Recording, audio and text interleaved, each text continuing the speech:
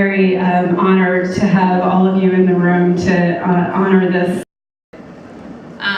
They talked about Dr. Jones with such great affection. And gosh, Mickey, we had a martini at 5 and at 9 o'clock? We don't have to tell it. Okay. I heard some stories that are not mine to tell, but needless to say, I fell in love with this friendship and I wanted to dig deeper. The inspiration for this night really was what Mickey said during our conversation, which was, oh, we miss that. And it was in a, we were talking about a lot of things. And what it ended up being is that Mickey and David missed the dedication of the clinic.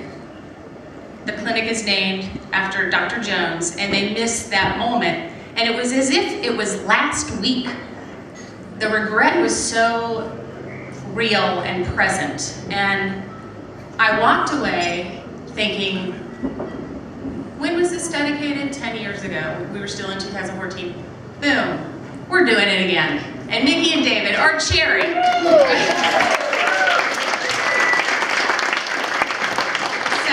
I want to thank them not only for being here and sharing, and Mickey showing up for 2 hours, working in this barn, and answering all my questions, but really being the inspiration for this evening. And also introducing me to the fabulous Jones family, which are here. Raise your hands, Jones family. Look at them all clustered together. It's just a big family reunion, doesn't it feel that way? They came from far away as Switzerland. They're here to honor Dr. Jones, who is clearly beloved. That's awesome. So I thought about how can we make sure we say everything we need to say about this gentleman.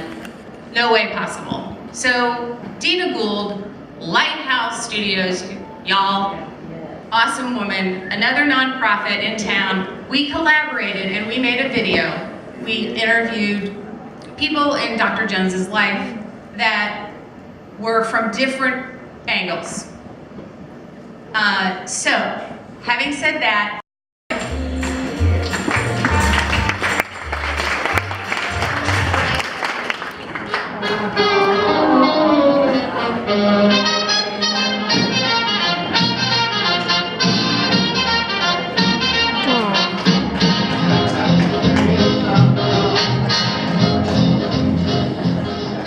I understand that we're here to tell you about Herbie Jones.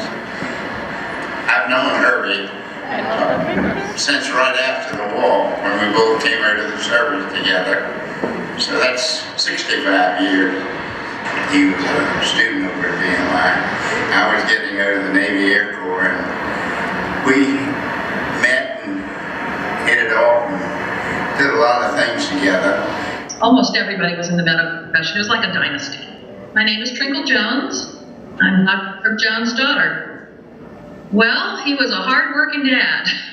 All us kids thought that if we didn't answer the phone and take the message, someone might die. And he taught us that, and I think he learned that from his dad, who was a doctor, and his grandfather was also a doctor. My name is Gloria Farmer, and we have had this building here for Planned Parenthood since 2004. I came to work at Planned Parenthood in the year 2000, and I'm the health center manager here. Actually, I was a patient of Dr. Jones. When I would go see him yearly, he would say, Gloria, you need to come to work for me. You would be great with my patients. He would be so very proud of this clinic and where we are. He believed in women's rights, and he fought everything for us hard. And I think that's really what's helped us today in this community. His office just always looked like a hurricane going through there, but it was filled with journals and books and articles, and he was always pulling out something and going, oh, you should read this, or have you heard about this? To me, I was so thrilled that they decided to name the local Planned Parenthood offices after him. I think it's a well-deserved honor. So I'm Catherine Zuber, and I worked at the University of Virginia for about 38 years, coordinating their problem pregnancy services, doing pregnancy counseling and scheduling. His concern was that if women we're going to have abortions, and they're going to, that historically is going to happen. I personally know patients, I talked to a woman who would be old enough to be probably my mother, who talked about being driven outside of Washington blindfolded to go have this done. Had it done, blindfolded the entire time, and blindfolded taken away. And if he had patients who asked him about the morality of having an abortion, he could really talk with them about that. And he did a lot of inward looking and searching about that whole issue. And that really impressed me. He was very much a Renaissance man. I mean, he would read 3 or 4 newspapers a day. He was also a fisherman, a sailor, a boater. He was an excellent skier, and one of his favorite things was to travel. Horses was, I don't know, maybe his first love before he got into medicine.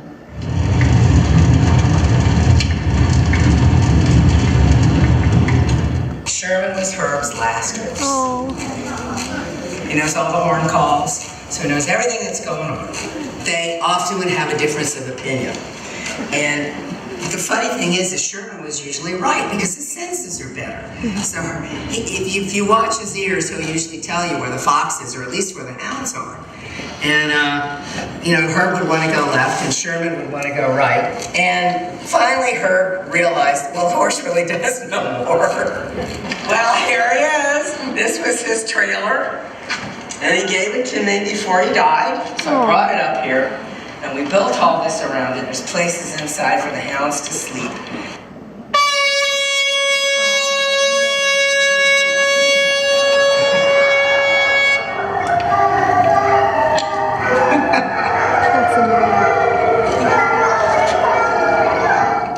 The Woods and the Joneses bought a 50-foot Chris crab. It was built about 1930. An antique. It was an antique when we bought it. But it was a big yacht, 50 feet long. And we took it and we went, there's not a cove in the Chesapeake Bay that we didn't explore. We went everywhere in that boat. And we probably would still be doing it, except one day I was sitting in the office, I got a telephone call. Your boat is on fire. And there's something. Probably the finest collection of bar accessories in the bottom of that marina still today. I met her friends about in the early 90s. And we shared life together for the last 13 years of his life. And he was a wonderful teacher. He was just open to everything and taught me to fox hunt. He took me up to Pennsylvania, taught me to fly fish. He took me to England and we went through the war rooms, Churchill's war rooms. I mean, he was boundless in terms of his curiosity and his love of fun. And he would entertain new ideas, and you would see people half his age. They might as well have been 80. He was always the youngest person in the room. I mean, he was brilliant. His intellectual curiosity was over the top. Because I knew he would always be there for me, even if he disagreed with what I was doing, he would be there for me if things went wrong, he and Mom. I was willing to take more risks with my life, and I think I got a lot farther because of his love and his caring and his support.